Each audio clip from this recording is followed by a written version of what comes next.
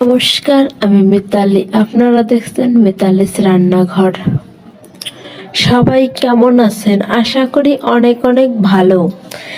আজ আমি আপনাদের সাথে দুনিয়ার সবথেকে সহজ এবং সুস্বাদু একটা রেসিপি শেয়ার করব।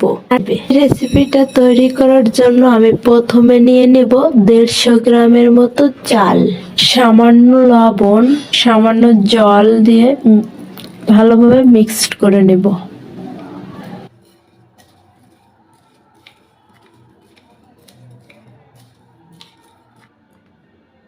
ঢাকনা দিয়ে ঢেকে রাখবো 15 মিনিটের জন্য। ফিরে আসছি 15 মিনিট পর। আপনারা দেখতেই পারছেন আমার চালটা কতটা সফট। প্রথমে চুলায় একটা কড়াই দিয়ে কড়াইটা একটু গরম করে নিব। দেব ভিজিয়ে রাখা চাল, 2 মিনিটের মতো ভেজে নিব।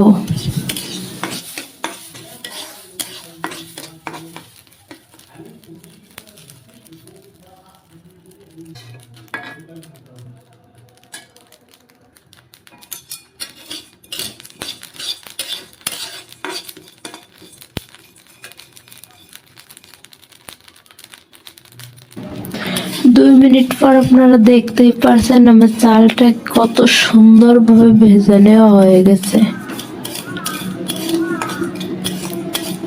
যখন আপনাদের চালটা এই পর্যায়ে চলে আসবে ঠিক তখনই নামিয়ে নেবেন।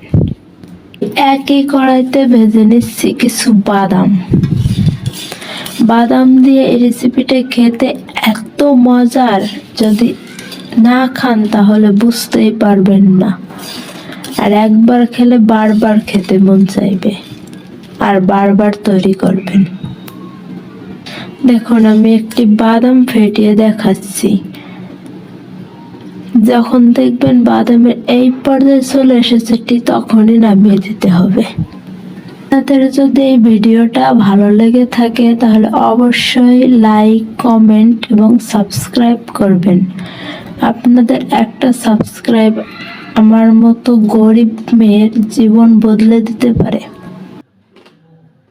আশা করছি ভিডিওটা আপনাদের উপকারে আসবে।